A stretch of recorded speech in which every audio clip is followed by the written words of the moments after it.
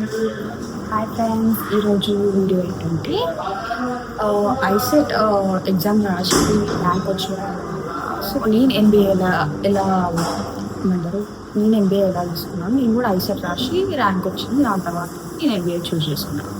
So నేను చేసిన 3 mistakes and ఇప్పుడు ఉన్న వాళ్ళకి హెల్ప్ అవుతుందని అనుకుంటున్నాను. ఎందుకంటే నాకు ఎవరు చెప్పలేదు ఆ టైంలో నేను ఫేస్ చేసిన 3 మిస్టేక్స్. అండ్ చూద్దాం. Let's get into the video. నేను గవర్నమెంట్ సిటీ కాలేజ్లో చదివాను. సో దాంట్లో డిగ్రీ కాలేజ్లో ఏమైందంటే మాకు మెమో ఉంటుంది కదా, లాస్ట్ మెమో అనేది ఇవ్వలేదు అనమాట. ఎగ్జామ్స్ అయిపోయిన వెంటనే ఉంటుంది కదా, సో ఇవ్వలేదు. డాక్యుమెంట్ వెరిఫికేషన్ ఉంటుంది, దాని తర్వాత ఆన్లైన్లో స్లాట్ బుకింగ్ ఉంటుంది, దాని తర్వాత మనం joining to MBA college. First thing verification, document verification అప్పుడు నాకు ఏం జరిగిందంటే మా కాలేజ్ వాళ్ళు మాకు మెమో ఇవ్వలేదు. So memo and provision certificate కూడా ఇవ్వలేదు అప్పటి వరకు మా కాలేజ్. సో నేనేం ఫేస్ చేశానంటే, సో వాళ్ళు అక్కడికి తీసుకోలేదు. తీసుకోకపోతే నేనేం చేశాను, ప్రిన్సిపల్ దగ్గరికి వెళ్ళి ప్రొవిజన్ సర్టిఫికేట్కి అంటే అది తీసుకొని సైన్ తీసుకొని ప్రిన్సిపల్ దగ్గర స్టాంప్ వేసుకుంటారు కదా, అంటే ఆ కాలేజ్లో మనం చదివాము, పాస్ అయ్యాము, ఇది ఇంత పర్సంటేజ్ ఉంది అని. సో అది ప్రొవిజన్ సర్టిఫికేట్. అది మెయిన్గా. అండ్ ఇంకోటి మా మెమో లేదు కాబట్టి మేము ఏం చేసినామంటే, ఫస్ట్ అంటే డిగ్రీలో 6 సెమిస్టర్స్ ఉంటాయి. 6 సెమిస్టర్స్కి మనం ఆల్రెడీ ఇప్పుడు ఫస్ట్ సెమిస్టర్ పాస్ అయిన వాళ్ళు అట్లా ఉంటారు కదా, ఇట్లా వెంటనే మనం డౌన్లోడ్ చేసుకొని పెట్టుకొని ఉంటాం కదా మొబైల్లో. సో అది మేము తీసుకొని 6 సెమిస్టర్స్వి మెమోస్ మేము అది ఏమంటారు వెరిఫికేషన్ అప్పుడు ఇచ్చేసాం. అదొకటి. ఇంకోటి ఏంటంటే స్కాలర్షిప్ కోసం income certificate and caste certificate అనేది ప్రజెంట్ ఈ ఇయర్ తీసుకునేది మనం ఎలిజిబుల్ అవుతుంది అనమాట. ఎగ్జామెంట్ అయిపోయింది అంటే వెరిఫికేషన్ తర్వాత నెక్స్ట్ ఏం చేశాను, వెరిఫికేషన్ అప్పుడు అయితే మనం ఎంబీఏనా లేకపోతే ఎంసీఏనా చూస్ చేసుకోవాలి కదా. సో ఎంబీఏనా ఎంసీఏ చూస్ చేసుకున్నప్పుడు నేను బీఏ ఆనర్స్ ఎకనామిక్స్ తీసుకున్నాను అనమాట. So and in my inter CEC తీసుకున్నాను. సో ఇప్పుడు నాకు ఇక్కడ నేను ఏం చేసిన అంటే, వాళ్ళు ఏమడిగారు నన్ను, ఫస్ట్ ఎంసీఏనా ఎంబీఏ తీసుకోవాలి. నాకు 2 ఆప్షన్స్ ఇచ్చారు. ఎంసీఏ ఎందుకు ఇచ్చారంటే, నేను డిగ్రీలో డిగ్రీ ఆప్షన్లో నాకు మ్యాథమెటిక్స్ అండ్ స్టాటిస్టిక్స్ ఉండే అనమాట. దానివల్ల నేను eligible for MCA also. So వాళ్ళు అడిగారు, నువ్వు ఎంసీఏ చేస్తావా ఎంబీఏ చేస్తావా? నేనన్నా ఎంబీఏ చేసేస్తాను అంటే ఎంబీఏ అని పెట్టేసి ఆ వెరిఫికేషన్కి వాళ్ళు ఫార్వర్డ్ చేస్తారు. సో ఇన్ కేస్ మీరు నాకని సిఈసి బ్యాక్గ్రౌండ్ అయ్యి ఉండి మీరు డిగ్రీ మీరు ఏమైనా మ్యాథమెటిక్స్ సంబంధించిన సబ్జెక్ట్ మీరు పాస్ అయ్యి ఉంటే, అంటే మేము you will get that pass in that subject కదా. సో అందులో మీరు పాస్ అయినట్టు ఉంటే, అంటే నాలాగా మ్యాథమెటిక్స్ ఆర్ స్టాటిస్టిక్స్ ఇన్ డిగ్రీలో ఉంటే మీరు కూడా ఎలిజిబుల్ అవుతారు ఎంసీఏకి. లేకపోతే మీకు అలాంటి సబ్జెక్ట్స్ ఏం లేకపోతే మీరు ఎంసీఏకి ఎలిజిబుల్ కావాలన్నమాట. జస్ట్ ఎంబీఏకి తీసుకుంటారు. ఎంసీఏ అంటే మీకు తెలుసు, కంప్యూటర్ సైన్స్ అవి తీసుకుంటారు, సాఫ్ట్వేర్కి అటు సో అనమాట. అంటే చూద్దాం. సో డాక్యుమెంట్ వెరిఫికేషన్ తర్వాత ఏంటంటే అప్లికేషన్ అనమాట.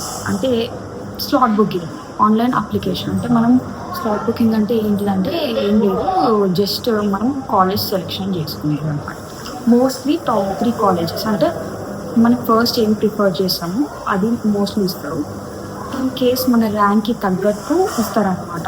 ఇన్ కేస్ ఆ కాలేజ్లో మన ర్యాంక్కి తగ్గట్టు ఇస్తే ఆ కాలేజ్ నాకు ఇస్తారు, లేకపోతే లేదు. కానీ టాప్ 3, టాప్ 2, 5, టాప్ 10 కాలేజెస్ అలా పెట్టుకుంటాం కదా. సో ఇంకోటి ఏంటంటే నేను చేసిన మిస్టేక్ ఏంటంటే సెల్ఫ్ ఫైనాన్స్ అని పెట్టుకున్నాను.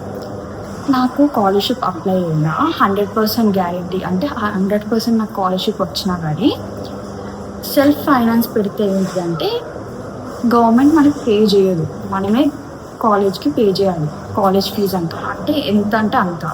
నేనేం పెట్టానంటే సెల్ఫ్ ఫైనాన్స్ పెట్టాను అనమాట. మనకు తెలియదు కదా, మనం కాలేజ్ చూసి పెడతాం. కానీ నా కాలేజ్లో ఏంటంటే సెల్ఫ్ ఫైనాన్స్ పెట్టాను. సెల్ఫ్ ఫైనాన్స్ అంటే దాని తర్వాత నేను మళ్ళీ ఒకసారి కాలేజ్ చూసుకోవడానికి వెళ్ళాను. అప్పుడు వెళ్ళినప్పుడు సెల్ఫ్ ఫైనాన్స్ ఫీజ్ ఎక్స్ట్రా అవన్నీ చేసిన తర్వాత స్కాలర్షిప్ ఉంది కదా, ఇదంతా ఎందుకు వస్తుందంటే సెల్ఫ్ ఫైనాన్స్లో ఉన్న వాళ్ళకి ఇది ఎలిజిబుల్ కావాలన్నా ఈ పైసలు కట్టాలని. కట్టినప్పుడు నేనేం చేసినానంటే నా లక్కీలో phase 1, phase 2 and special phase ఉంటుంది. ఉంటుండొచ్చు, ఉండకపోవచ్చు స్పెషల్ ఫేజ్. కానీ నాకు ఉన్నప్పుడు స్పెషల్ ఫేజ్ ఉండే. సో నేనేం చేశాను, ఫస్ట్ దానికేమో ఒకటి పెట్టుకున్నా, అది నాకు కాలేజ్ నచ్చలేదు. సెకండ్ దానికి సెల్ఫ్ ఫైనాన్స్ పెట్టిన. అది నేను ఇలా అనుకునే పైసలు కట్టాలి, మా డాడీ ఫుల్ గుళ్ళు పెడుతుండు. ఆ తర్వాత ఏం చేశాను, స్పెషల్ ఫేస్ వచ్చాను, మళ్ళీ స్లాట్ బుక్ చేసుకున్నాను, అప్లికేషన్ పెట్టుకున్నాను. మళ్ళీ పెట్టుకున్నప్పుడు అప్పుడు ఏం చేశానంటే నార్మల్ ఇది ఉంటుంది కదా, నార్మల్ కాలేజెస్ పెట్టుకున్నా, వితౌట్ సెల్ఫ్ ఫైనాన్స్ కాలేజెస్ అన్నీ పెట్టుకున్నా, నాకు నచ్చినాయి. పంజగుట్టలో అరోరా కాలేజ్ పెట్టుకున్నా. శ్రమంతపూర్ పెట్టుకున్నా కానీ అది చాలా దూరం. సో నేను పంజగుట్ట మాకు ఇంటి దగ్గర కాబట్టి నేను అది పెట్టుకున్నా. అండ్ ఇంకోటి ఏంటంటే థర్డ్ మిస్టేక్ ఏం చేశానంటే, మనకి కాలేజ్ జాయిన్ అయిన తర్వాత ఒక 2-3 days అంటే 2-3 days అంటే లైక్ స్పాన్ ఒక 1 month 2 months అట్లా స్పాన్ అవుతుంది కదా. ఆ స్పాన్ టైంలో మనం స్కాలర్షిప్ అప్లై చేసుకోవాలి.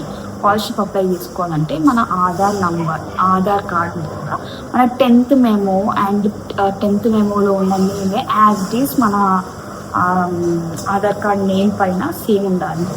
నేను పోయినసారి డిగ్రీలో చేసుకున్నప్పుడు అలా లేదు. నేనేం చేసినానంటే నాది నేమ్ ఇనిషియల్ ముందు ఉండాలి, శ్రీజ అనేది వెనుకుండాలి ఇన్ 10th మెమో. నేను ఇందులోనేమో రివర్స్ ఉన్నాను అనమాట. సో నాకు స్కాలర్షిప్ కూడా ప్రాబ్లం అయింది అనమాట. తిరిగి చాలా ప్రాబ్లం అయింది. సో మీకు స్కాలర్షిప్ రావాలి అని అంటే ఫుల్ అమౌంట్ పే చేయాలి గవర్నమెంట్ అంటే స్కాలర్షిప్ కూడా తీసుకోండి. అంటే కాలేజ్ జాయిన్ కాకముందే మీరు ఆధార్ కార్డ్ చేంజ్ చేసుకోండి, ఎనీ చేంజెస్. అండ్ ఇంకోటి ఏంటంటే సెల్ఫ్ ఫైనాన్స్ పెట్టుకోకండి. ఇంకొకటి ఏంటంటే డాక్యుమెంట్ వెరిఫికేషన్లో memos and provision certificate and caste income అది ఈ ఇయర్ది తీసుకోండి. అంతే. ఇది నేను చేసిన 3 మిస్టేక్స్ అనమాట. ఇది మీకు యూస్ఫుల్ అవుతుందేమో అని నేను చేసినాను. ఇంకా మీకు ఏమైనా డౌట్స్ ఉంటే మీరు నాకు కమెంట్స్లో